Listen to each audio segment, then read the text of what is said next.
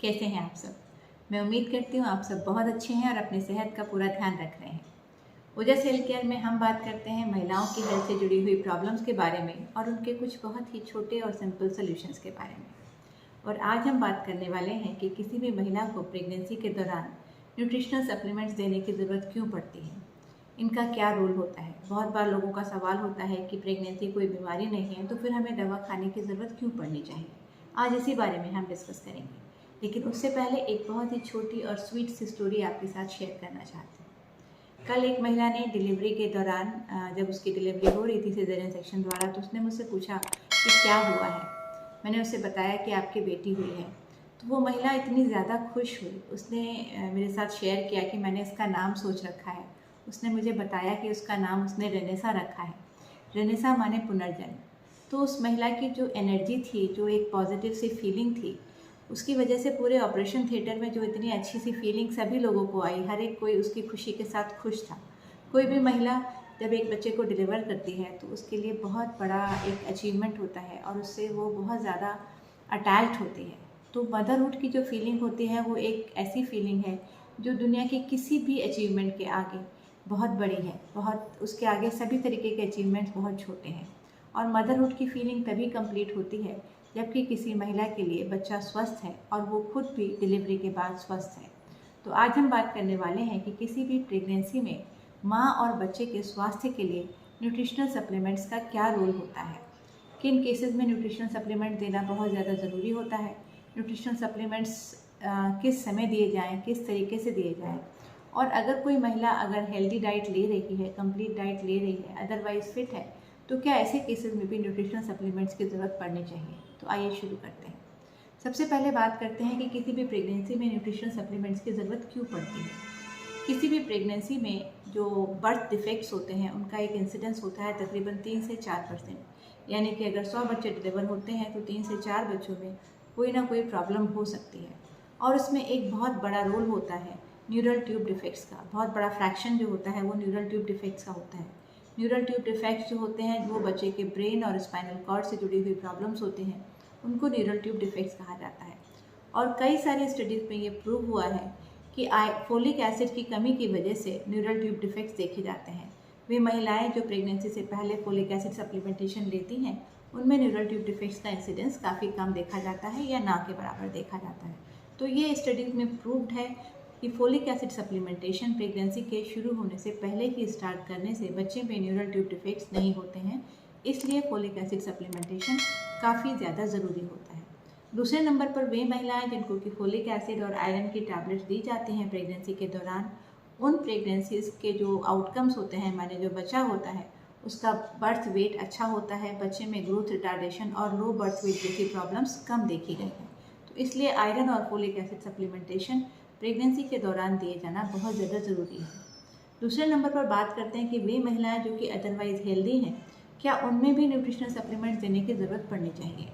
कुछ स्टडीज़ में देखा गया है कि तकरीबन 19% फीमेल्स में आयोडीन डेफिशिएंसी देखी गई है, तकरीबन 54% फीमेल्स में विटामिन B12 की डेफिशिएंसी देखी गई है, 37% फीमेल्स में फोलिक एसिड की डेफिशिएंसी पाई गई है, 53% फीमेल्स में आयरन डेफिशिएंसी देखी जाती है और तकरीबन 19% फीमेल्स में विटामिन D डेफिशिएंसी देखी जाती है। तो इसलिए ये डेफिशिएंसीज जो हैं वो जनरल पॉपुलेशन में देखी जाती हैं, क्योंकि हमारे डाइट में भले ही हम डाइट अच्छी ले रहे हैं, फ्रूट्स वगैरह इंक्लूड कर रहे हैं, मिल्क और मिल्क प्रोडक्ट्स ले रहे हैं, पनीर ले रहे हैं, मतलब सब तरीके की डाइट्स अगर हम ले रहे हैं, लेकिन उसके बावजूद भी कुछ मल्टीविटामिन ऐसे होते हैं जो कि वेजिटेरियन डाइट में नहीं होते। स्पेशली B12 ग्रुप के जो विटामिन होते हैं वो वेजिटेरियन डाइट में नहीं होते हैं। तो वे महिलाएं जो कि स्ट्रिक्टली वेजिटेरियन हैं उनमें इन सप्लीमेंटेशन देने की ज़रूरत पड़ती है। इसके अलावा कुछ महिलाएं जो कि ओबीज या ओवरवेट कैटेगरी में आती हैं उनमें भी कई बार माइक्रोन्यूट्रिएंट डेफिशिएंसीज देखी गई हैं। वे महिलाएं जो डायबिटिक हैं उनमें कई बार मल्टीविटामिन की डेफिशिएंसी देखी जाती है। कुछ महिलाएं जिनको कि आंतों की कुछ प्रॉब्लम्स है, इरिटेबल बाउल सिंड्रोम जैसी कुछ कंडीशंस हैं, उनमें मल्टीविटामिन सप्लीमेंट्स देने की ज़रूरत ज़्यादा देखी जाती है। वे महिलाएं जो एपिलेप्सी के ट्रीटमेंट में हैं उनमें फोलिक एसिड सप्लीमेंटेशन देने की ज़रूर पड़ती है।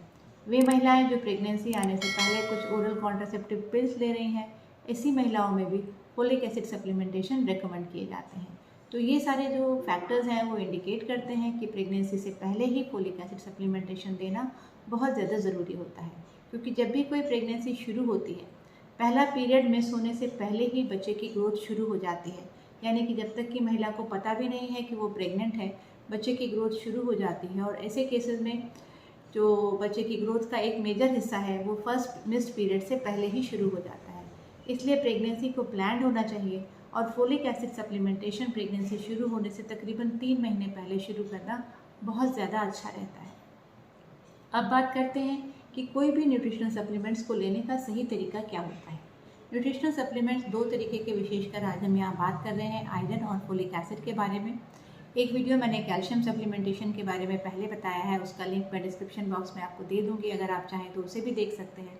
ये 3 मेजर न्यूट्रिएंट्स होते हैं जिनके की सप्लीमेंटेशन गर्भावस्था के दौरान दिए जाते हैं। फोलिक एसिड के साथ जनरली जो कॉम्बिनेशंस अवेलेबल हैं उसमें फोलिक एसिड, विटामिन B12 और मिथाइल कोबालामिन नाम के विटामिन जो होते हैं उनके टैबलेट्स अवेलेबल होते हैं मार्केट में। और इन टैबलेट्स को शुरू करने का समय गर्भावस्था शुरू होने से पहले होता है। पर डे इनको जो लेने का समय सबसे ज़्यादा सूटेड होता है वो होता है कि किसी भी मील से 1 या 2 घंटे पहले आप इन सप्लीमेंटेशन को लीजिए, क्योंकि खाली पेट अगर ये सप्लीमेंट्स लिए जाते हैं तो इनका एब्जॉर्प्शन बेहतर होता है और ये ब्लड में पूरी मात्रा में पहुँच पाते हैं। वहीं पर आयरन सप्लीमेंटेशन जो दिए जाते हैं वो कुछ महिलाओं में गैस्ट्रिक इरिटेशन करते हैं, यानी कि पेट की जो झिल्ली है उसको इरिटेट करते हैं। तो आयरन सप्लीमेंटेशन उन महिलाओं को जिनमें कि इरिटेशन की शिकायत होती है ज़्यादातर, उन्हें खाना खाने के 1 या 2 घंटे बाद दिए जाते हैं ताकि उसका एब्जॉर्प्शन ठीक ठाक हो जाए, लेकिन उसकी वजह से जो इरिटेशन हो रहा है उसको अवॉइड किया जा सके। तो इसलिए माइक्रोन्यूट्रिएंट सप्लीमेंटेशन किसी भी प्रेगनेंसी की अच्छी ग्रोथ के लिए बहुत ज़्यादा ज़रूरी है। प्रेगनेंसी प्लान करने से पहले अपने डॉक्टर से कंसल्ट करिए। अगर आपको डायबिटीज़ या फिर ओबेसिटी या कुछ और प्रॉब्लम है या आप किसी रेगुलर मेडिकेशन पर हैं, तो ये सब चीज़ें ज़रूर अपने डॉक्टर के साथ शेयर करिए और अपनी एक अच्छी और हेल्दी प्रेगनेंसी को इंश्योर रखिए। जागरूक रहिए, स्वस्थ रहिए और हमें लाइक और सब्सक्राइब करना मत भूलिए। धन्यवाद।